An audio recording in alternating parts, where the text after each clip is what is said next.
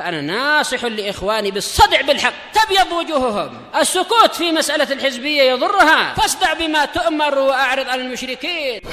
سلامي على دماج ورجالها والشيخ يحيى ودار العلم يا بسم الله الرحمن الرحيم. إن الحمد لله نحمده ونستعينه ونستغفره ونعوذ بالله من شرور أنفسنا ومن سيئات أعمالنا. من يهده الله فلا مضل له ومن يضلل فلا هادي له. أشهد أن لا إله إلا الله وحده لا شريك له وأشهد أن محمدا عبده ورسوله صلى الله عليه وعلى آله وسلم تسليما كثيرا مزيدا. أما بعد. Ikhwan fillah rahimani wa rahimakumullah, kembali kita mengkaji kajian dari kitab Al-Jami' As-Sahih fi Tauhid Rabbil Alamin, kumpulan yang sahih pada materi pengesahan Rabb semesta alam, materi tauhid, sebuah karakter ilmiah milik Fadilatul Syekh Abu Amr Abdul Karim bin Ahmad bin Husain Al-Hajiri Al-Umari Al-Yamani hafizahullah ta'ala. Masih pada judul yang sama, hadisnya beberapa hadis terakhir tentang qitalun nas li ajli tauhid, bolehnya untuk memerangi umat manusia dengan tujuan tauhid. Artinya ketika orang menyelisihi tauhid, menolaknya, tidak mengucapkannya, menyelisihinya, memusuhinya dan memerangi tauhid, orang tersebut diperangi, orang tersebut dihalalkan darahnya, boleh ditumpas nyawanya. Kebalikan dari hal tersebut bahwasanya ketika seseorang mengamalkan tauhid, mendakwakan tauhid, membela tauhid, merealisasikan tauhid, orang tersebut haram darahnya untuk ditumpas. Kita baca hadis berikutnya, kata Syekh Abu Amr Abdul Karim Al-Hajuri sang penulis, semoga Allah menjaga beliau.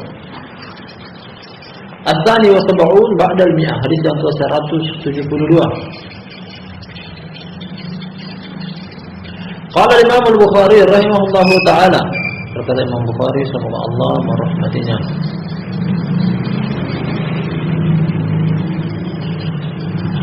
Qala haddatsana Sulaiman bin Harb Al-Washihi, kunyanya Abu Ayyub, imam, dia imam, thiqatun imamun hafidh.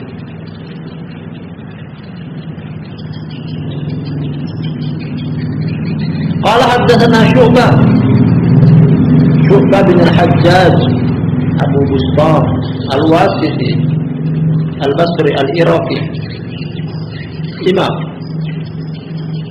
bahkan dijadikan Imam Sufyan Ats-Tsauri Amirul Mu'minin fil hadis.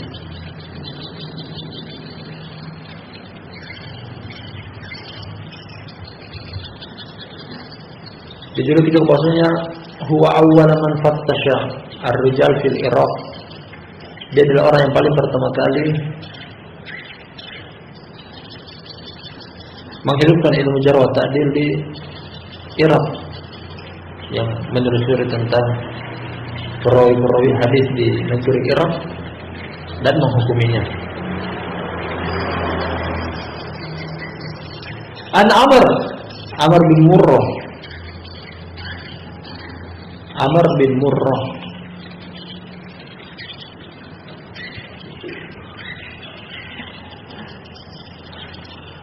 An Abi Wa'il Syakir bin Salamah Al-Kufi,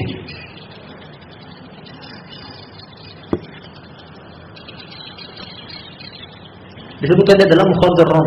Mukhadram artinya hidup di zaman Nabi sallallahu alaihi wasallam namun tidak bertemu dengan beliau.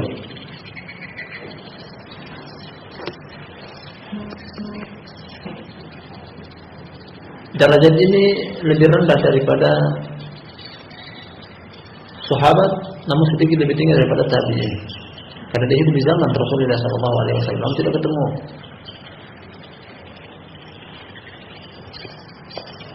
Abi Musa al-Asy'ari radhiyallahu anhu. Abu Musa namanya Abdullah bin Qais Asy'ari dari negeri Yaman. Salah satu qurra para sahabat. Qala kata Abu Musa al-Asy'ari, ja'a rajulun ila an-nabiy sallallahu alaihi wasallam. Pada datang seseorang kepada Rasulullah sallallahu alaihi wasallam. Faqala kata orang tersebut, tidak disebutkan namanya di sini. Ar-rajulu yuqatilu lil maghnam, war-rajulu yuqatilu lidh-dhikri, war-rajulu yuqatilu liyura makanuhu. Faman fi sabilillah? Orang itu bertanya kepada Rasulullah sallallahu alaihi wasallam. Seseorang dia berperang hanya untuk mencari harta rampasan perang. Seseorang lagi yang lainnya berperang hanya untuk dipuji. Seseorang lagi berperang ria agar dilihat posisinya, tempatnya. Siapa di antara mereka ini yang berada di jalan Allah? Siapa di antara tiga orang ini yang dijuluki dengan fi sabilillah? Nah, siapa di antara mereka yang dijuluki dengan fi sabilillah? Qala kata Nabi sallallahu alaihi wasallam, man qatala litakuna kalimatullahi hiyal ulya fahuwa fi sabilillah.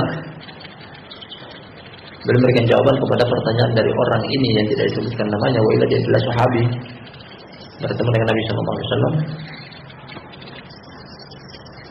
Barang siapa yang berperang agar supaya kalimat Allah lah yang tinggi. Jadi dia berperang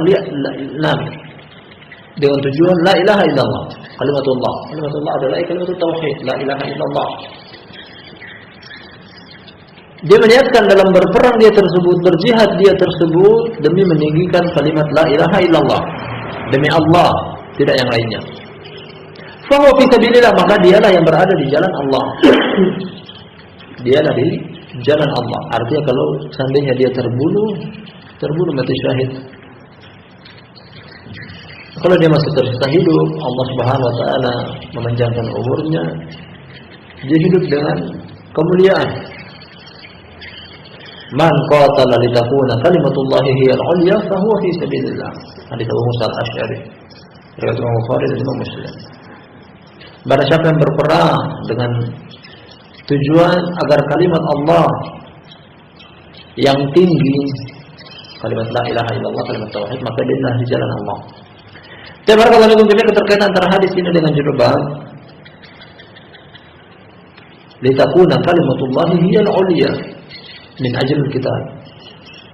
Berperang dengan tujuan la ilaha illallah, dan dari sinilah bahwasanya la ilaha illallah, kalimat tauhid dibela sampai-sampai perlu untuk diperangi orang-orang yang menyelisihinya. Orang-orang yang menyelisihi kalimat tauhid diperangi, dan itu bagian daripada fi sabilillah. Nah, gamblang sekali maksud daripada hadis ini yang disebutkan dalam judul bab bolehnya memerangi seorang karena tauhid, artinya karena menyelisihi tauhid, tidak mengucapkan tauhid, tidak mengamalkan, tidak merasakan tauhid, bahkan memusuhi atau membenci tauhid, orang tersebut diperangi. Karena maksud daripada fi sabilillah adalah kalimat Allah tinggi. Kalau orang menyelisihi kalimat la ilaha illallah, nah boleh untuk diperangi.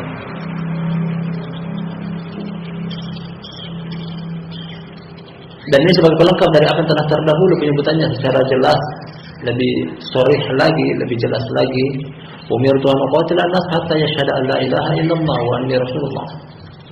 Perintah dari Allah Subhanahu wa taala. Allah yang memerintahkan. Jadi Allah perintahkan Nabi-Nya sallallahu alaihi wasallam untuk berperang. Siapa yang diperangi? Orang-orang menyelisihi la ilaha illallah. Dan jangan dianggap bahwasanya ini adalah bagian daripada tindak kekerasan dari agama Islam. Tidak, agama Islam datang dengan keselamatan. Agama Islam datang dengan perdamaian. Makanya antara nama Islam adalah al-Islam, al-Istislam. Atau kata as-salam, selamat. Aslim taslam yu'tikallahu ajraka marratayn. Telah terdahulu surat Rasulullah sallallahu alaihi wasallam mengajak para raja-raja dari pembesar kerajaan di dunia untuk masuk ke dalam agama Islam dan alasan bahwasanya engkau akan selamat.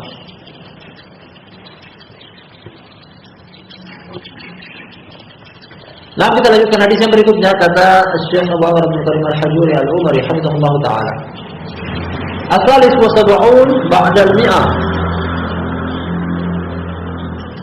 Hadis yang ke-173.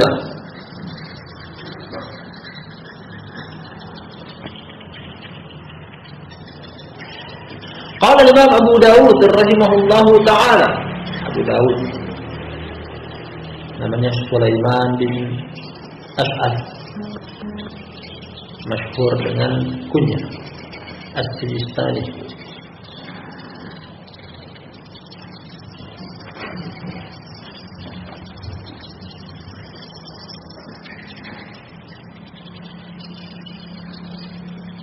Salah satu di antara dua pemilik kutubus sittah, bahkan sama dengan Imam Ahmad As-Sabi'ah, yang memiliki nama selain nama Nabi Sallallahu Alaihi Wasallam. Nah, mulai daripada Imam Bukhari namanya Muhammad bin Ismail Al-Bukhari. Imam Tirmidzi Muhammad bin Saurah, Abu Isa,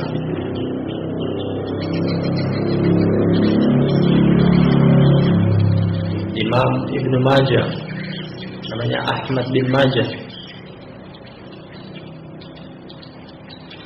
Imam An-Nasa'i namanya Muhammad bin Shu'aib Abu Abdurrahman An-Nasa'i.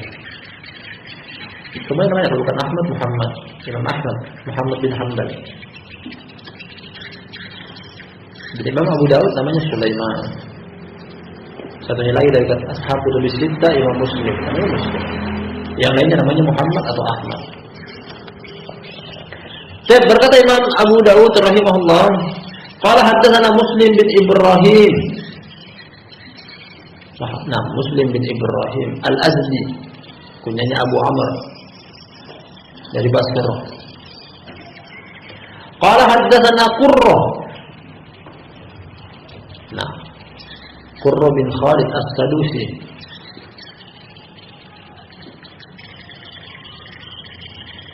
Dan dia thiqah.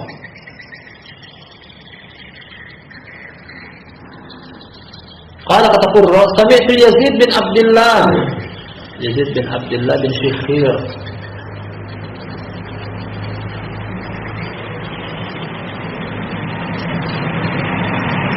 Dia juga thiqah.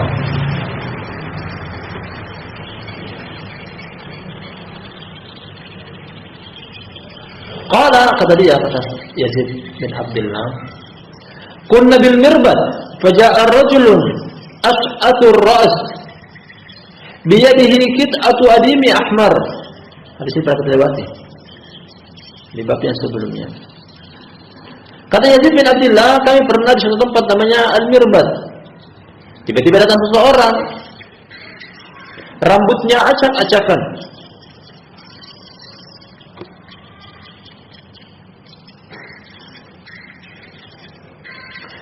di genggaman tangannya terdapat potongan kulit berwarna merah. Artinya ini adalah secari kulit yang terdapat tulisan padanya. Ada pesan, ada surat. Kita akan baca nanti apa isi surat tersebut.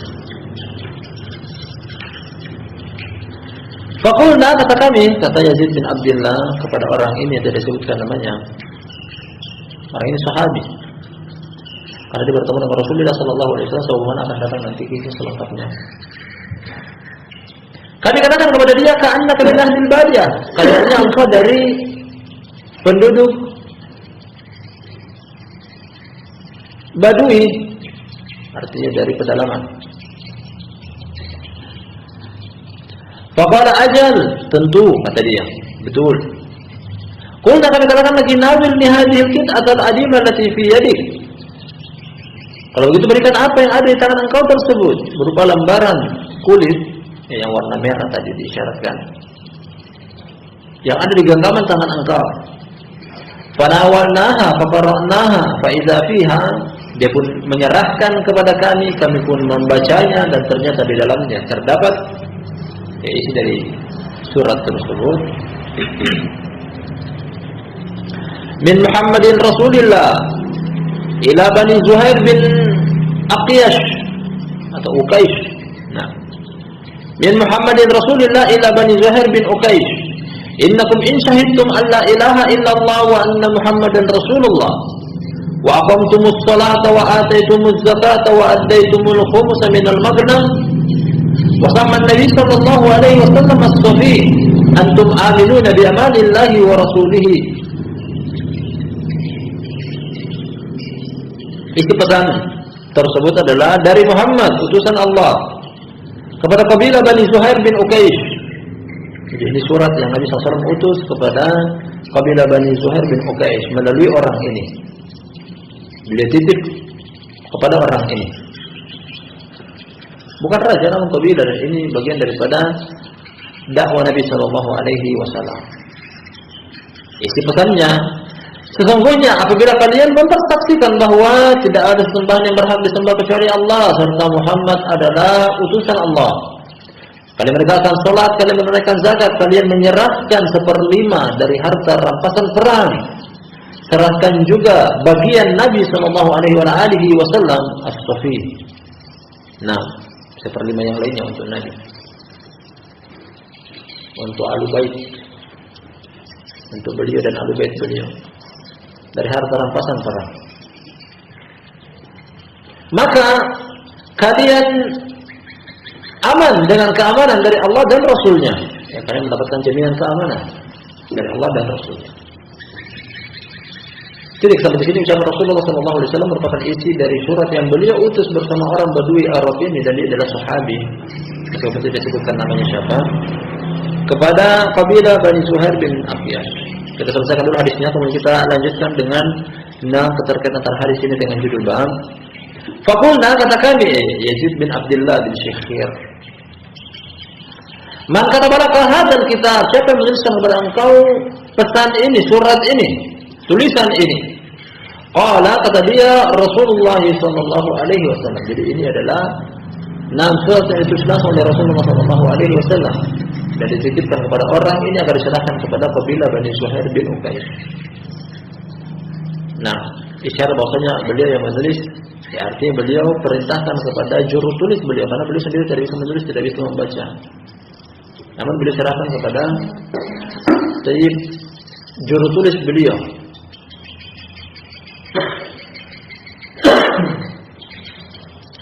Inti dari hadis ini atau keterkaitan dengan judul bab barakallahu fikum jami'an, dari sisi bahwa seseorang yang telah mengucapkan kalimat la ilaha illallah dia aman dengan jaminan keamanan dari Allah dan Rasulnya.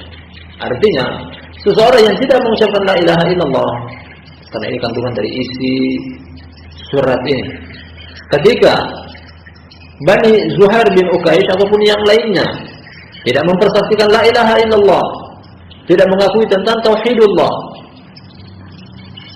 bahkan menyelisihinya, memusuhinya, memeranginya, nah oleh karena itu dia tidak mendapatkan jaminan keamanan dari Allah dan Rasulnya. Boleh untuk dibunuh, boleh untuk diperangi.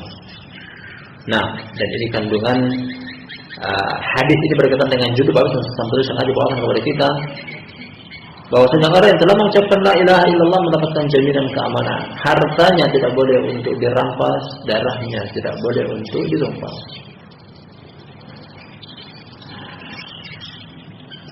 Dan kalau kita kumpulkan tentang surat-surat Rasulullah SAW yang beliau utus kepada baik itu pembesar tertinggi dari satu kerajaan atau satu kedaulatan wilayah tertentu, ataupun beliau sekedar menulis kepada beberapa kabilah dari Jazirah Arab, itu juga kepada pemimpinnya dan rakyatnya, banyak sekali termasuk ini. Ada beberapa kabilah yang beliau tulis juga bukan dalam bentuk kerajaan. Kerajaan masyhur telah kita lewati dari bab-bab sebelumnya. Kerajaan Romawi dipimpin oleh Kaisar, kerajaan Persia dipimpin oleh Kisra, kerajaan Habasyah dipimpin oleh Raja Najasyi.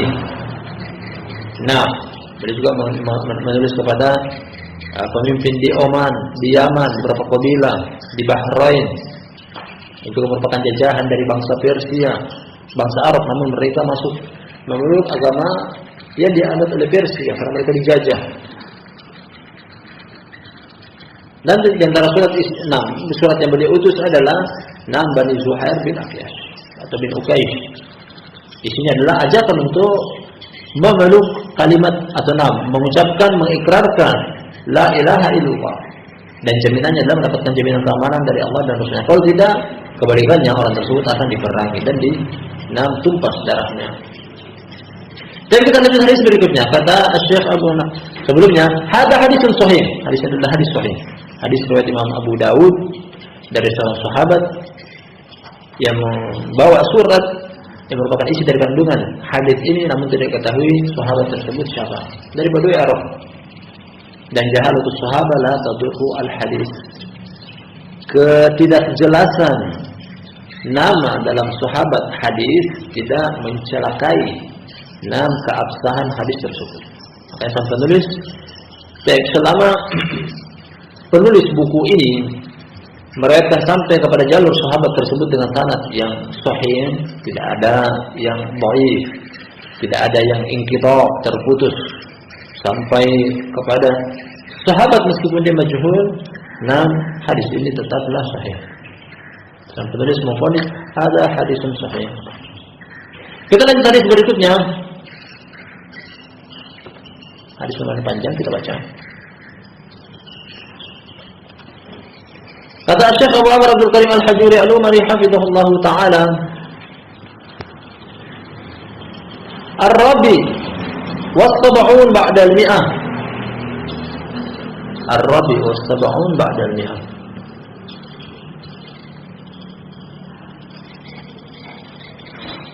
Qala Imam Muslim rahimahullahu taala, berkata Imam Muslim bin Hajjaj Al-Qushairi An-Naisaburi, dia juga orang Ajam. Qala haddatsana Muhammad bin Al-Musanna Al-Anazi, masyhur dengan kunyahnya, masyhur dengan namanya. Kunyahnya Abu Musa Al-Anazi. Dan dia thiqah. Qala haddatsana Yahya bin Sa'id Al-Qattan, Imam Qudwah. Yahya bin Sa'id Al-Qattan, suri tauladan. Yahya bin Sa'id Al-Qattan, kunyanya Abu Sa'id. Qala haddatsana Hisham Ad-Dustuwai,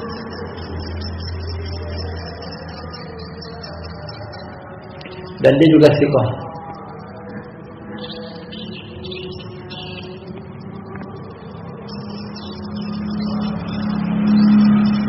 Qala haddatsana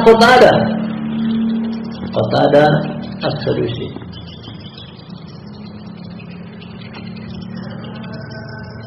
Ini Qatadah bin Di'amah As-Sadusi, punya Abu Khattab.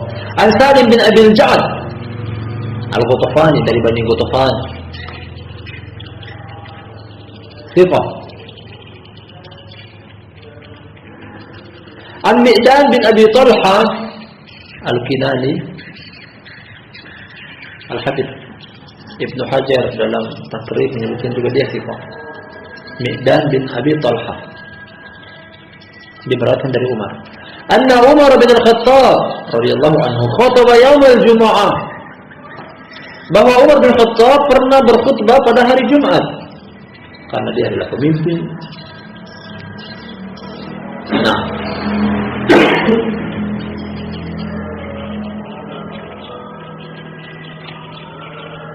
Fadzakara Nabi Allah sallallahu alaihi wasallam wa dzakara Abu Bakr. Dia menyebutkan tentang Rasulullah sallallahu alaihi wasallam atau Nabi Allah sallallahu alaihi wasallam. Dia juga menyebutkan tentang Abu Bakar, menyebutkan tentang pendahulunya, orang-orang yang mendahului dia dalam hal kepemimpinan. Kalau kemudian kata dia, inni ra'aituka annadikan nafarani thalatha nafaratin wa inni la urahu illa hudura ajali. Aku melihat dalam mimpi ada seekor ayam mematokku dengan 3 kali patokan. Patok. Dan sungguh aku menganggap ini adalah dekatnya ajalku. dekatnya kematian. Orang-orang soleh, orang mukmin, firasat mereka tinggi.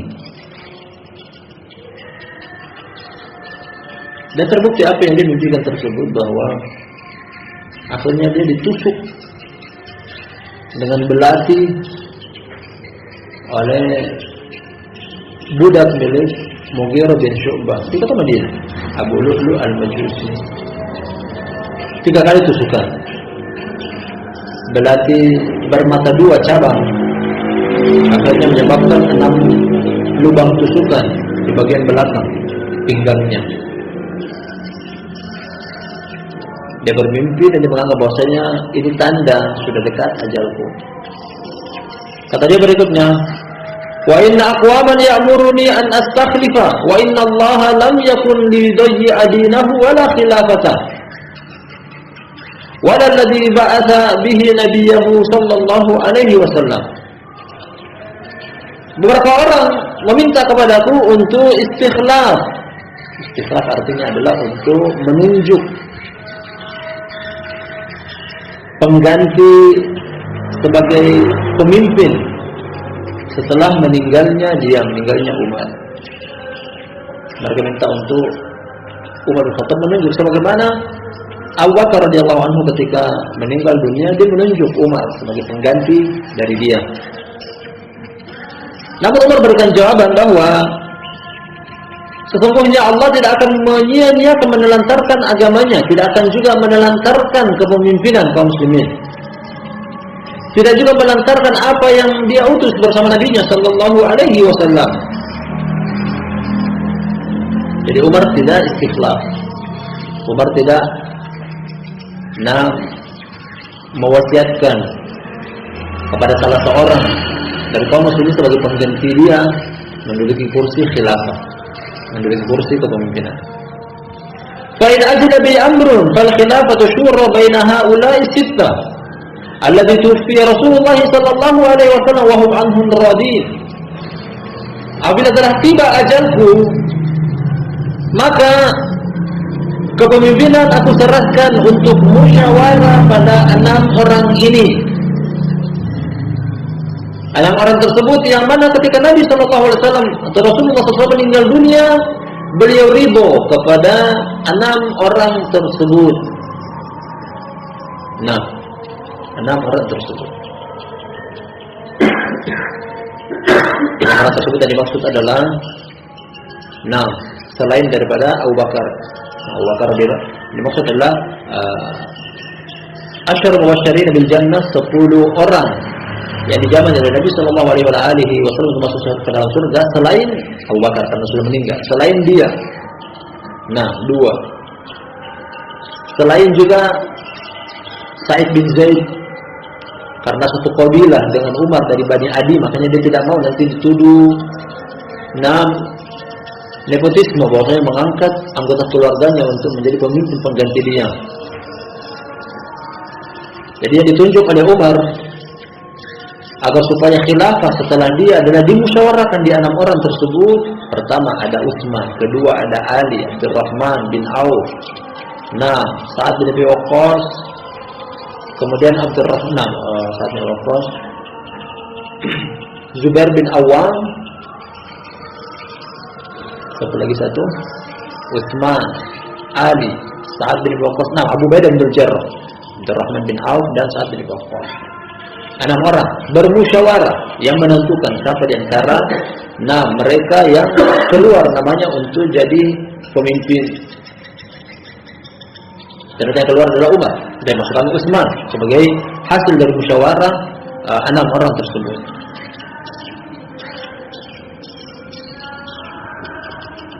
Kata dia berikutnya, wa inna qad alimtu anna aqwaman yata'anuna fi hadzal amri ana darabtuhum bi yadi hadhihi 'ala al-Islam. Dan aku mengetahui bahwasanya ada orang yang tidak setuju, mencela tentang urusan ini. Jadi mereka tidak menyukai. Ada beberapa orang yang tidak menyukai tentang perkara ini, perkara khilafah dimusyawarahkan. Namun ini sunnah dari Umar. Yang mereka maukan adalah sama seperti Umar bin Khattab ketika dia sama seperti Abu Bakar radhiyallahu anhu, dia mengistikhlaf, dia menyebutkan nama sebagai pengganti dari dia, namun tidak dilakukan oleh Umar. Aku mengatakan bahwasanya ada orang-orang yang tidak menyenangi, tidak setuju, mencela perbuatan ini. Namun aku akan menebas dia dengan tanganku atas nama agama Islam. Dia pemimpin, dia punya hak untuk itu.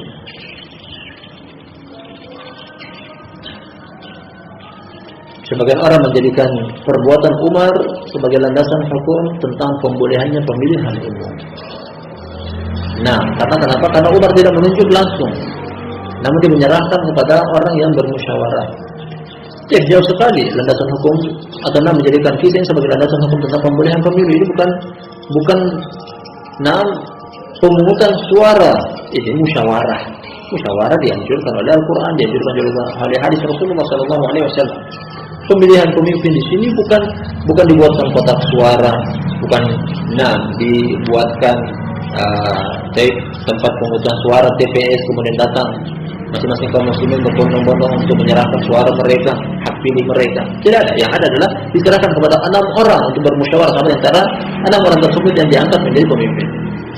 Fa in fa'alu dzalika fa ulaika a'da'ullahi al-kafaratud dhullal. Apabila mereka melakukan hal tersebut, tidak menyetujui tentang perbuatan ini, memprotes akan apa yang aku lakukan ini.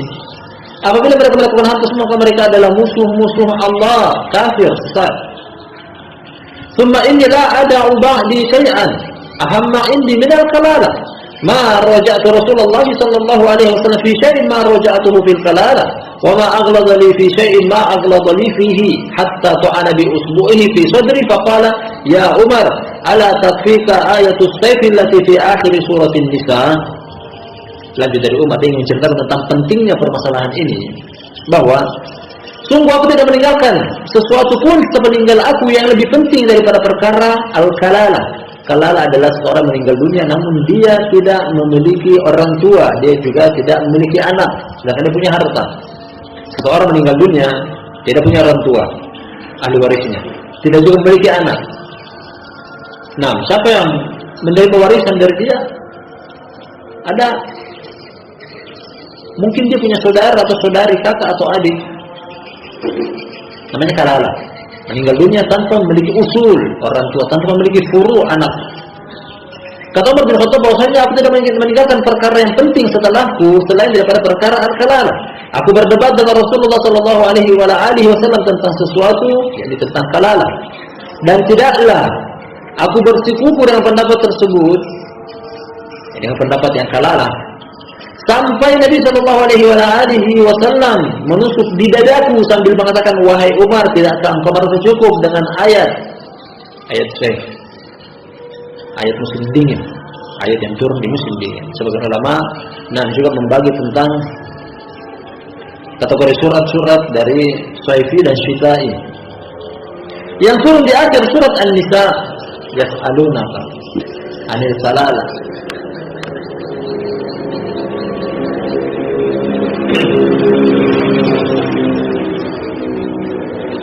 Artinya, menurut Umar bin Khattab bahwasanya ayat kalalah adalah ayat yang dia pernah tanyakan kepada Nabi SAW karena ayat ini penting, mungkin akan dibutuhkan oleh kaum muslimin. Namun ternyata ada yang lebih penting daripada ayat kalalah yang justru dia pernah bersikuku mempertahankan pendapat dia tersebut sampai Nabi SAW memberikan dia jawaban pasti dan puas menyenangkan dari potongan ayat pada surat An-Nisa. Namun perkara ini lebih penting daripada ayat kalalah. Ini perkara tentang khilafah sepeninggal dia. Jadi maksud dari ucapan Umar tersebut. Wa in aish abdi fiha biqadiyatin yakbi biha man yaqra'ul Qur'an wa man la yaqra'ul Qur'an. Dan saja aku masih hidup. Niscaya aku akan putuskan dengan keputusan bagi siapa yang membaca Al-Quran, bagi siapa yang tidak membaca Al-Quran. Dia keputusan di tangan dia sebagai seorang pemimpin. Kemudian dia berkata lagi, Allahumma inni usyruka ala umara'il amsal wa inni innama ba'astuhum alaihim liya'dilu alaihim wa liyu'allimun nasa dinahum wa sunnata nabiyihim sallallahu alaihi wasallam wa yaqsimu fihim bai'ahum wa yarfa'u ilayya ma ashkala alaihim min amrihim. Kemudian kata Umar bin Khattab berikutnya lagi, dia berdoa serta meminta persaksian kepada Allah. Ya Allah, aku bersaksi atas nama Engkau terhadap orang-orang yang aku angkat menjadi pemimpin di negeri-negeri, karena dia punya wewenang untuk itu. Dia mengangkat gubernur, mengangkat bupati, pemimpin di negeri-negeri, karena dia seorang khalifah. Tidaklah aku mengangkat mereka, tidaklah aku menuntut mereka kecuali untuk membuat keadilan sama mereka, rakyat, agar supaya mengajarkan kepada umat manusia agama mereka dan juga mengajarkan sunnah Nabi mereka Sallallahu Alaihi Wasallam, serta sebagai pihak yang membagi harta rampasan perang di mereka, serta mengangkat kepadaku mereka yang tadi sebagai pemimpin, mengangkat dari daerah perkara-perkara yang mereka samarkan sesama mereka, angkat kepadaku. Jadi mereka sebagai perwakilan dari rakyat untuk bisa naikkan perkara tersebut kepada pemimpin tertinggi sang Khalifah Umar bin Khattab radhiyallahu anhu. Jadi kita lihat soalan terakhir. Tsumma innakum ayyuhan nas taquluna syajaratain la arahuma illa khabithataini. Hadal batal was-sawm. Laqad ra'aytu Rasulullah sallallahu alaihi wasallam idza wajada rihahuma min ar-rajuli fil masjid amara bihi fa ukhrija ila al-baqiyah faman akalahuma falyumituhuma tabkhan. Kemudian sungguh, wahai sekalian umat manusia, sungguh kalian memakan dua tanaman yang aku tidak menganggap dua tanaman tersebut kecuali adalah tanaman yang khabith, yaitu bawang putih dan bawang merah. Sungguh aku pernah melihat Rasulullah Sallallahu Alaihi Wasallam ketika beliau mendapati seseorang mendapati bawang putih dan bawang merah dari seseorang di masjid, maka beliau perintahkan untuk mengeluarkan orang tersebut sampai ke Baqi', pemakaman kaum muslimin. Ini di kota Madinah. Oleh karena itu, ada siapa di antara kalian yang mau memakannya, maka makanlah dengan cara mematikan, dimasak, mematikan baunya dengan cara dimasak lebih duluan, baru kemudian dimakan, dikonsumsi. Tapi kalau dimasak jadi bumbu masak. Ketika dimakan dengan mentah, belum dimasak, nah itulah jadi penyembuhan atau metode pengobatan. Jadi sampai di sini hadis dari Umar bin Khattab radhiyallahu anhu, barakallahu fikum jami'an, dan apa yang telah kita baca, nah keterkaitan dengan judul bab dari ucapan terakhir Sayyid Umar bin Khattab radhiyallahu anhu, bahwasanya seandainya aku masih hidup, atau dari ucapan setelahnya bahwasanya dia meminta persaksian kepada Allah Subhanahu wa taala bahwasanya dia mengangkat orang-orang sebagai pemimpin di negeri-negeri, pertama dengan tujuan agar berbuat adil, kemudian mengajarkan kepada mereka tentang sunnah Nabi Shallallahu Alaihi Wasallam, mengajarkan agama serta membagi harta rampasan perang. Dari lafaz ini meskipun samar, tapi yang dimaukan oleh Umar bin Khattab adalah, dia utus orang-orang yang diangkat sebagai pemimpin agar supaya membagi harta rampasan perang dengan cara yang sangat adil yang dianjurkan oleh Al-Quran dan hadis. Artinya di sini terdapat isyarat tentang peperangan. Kalau begitu dikaitkan dengan hadis-hadis yang sebelumnya, bahwasanya yang diperangi adalah orang-orang yang menyelisihi 6 tauhid, dan ini berlaku untuk di negeri-negeri. Dari lafaz tersebut, Umar bin Khattab mengutus para pemimpin di negeri-negeri agar supaya, diantaranya adalah berperang, kemudian membagi harta rampasan perang sesama mereka, dan yang diperangi adalah orang-orang yang menyelisihi tauhid. Masih tersisa satu hadis terakhir dalam judul bab ini, namun hadisnya panjang, insyaallah kita akan baca pada pertemuan berikutnya barakallahu fikum jami'an. Masih tersisa satu hadis dengan 2 halaman. Insyaallah kita cukupkan sampai di sini. Subhanakallahumma wa bihamdik, asyhadu an la ilaha illa anta, astaghfiruka wa atubu ilaik.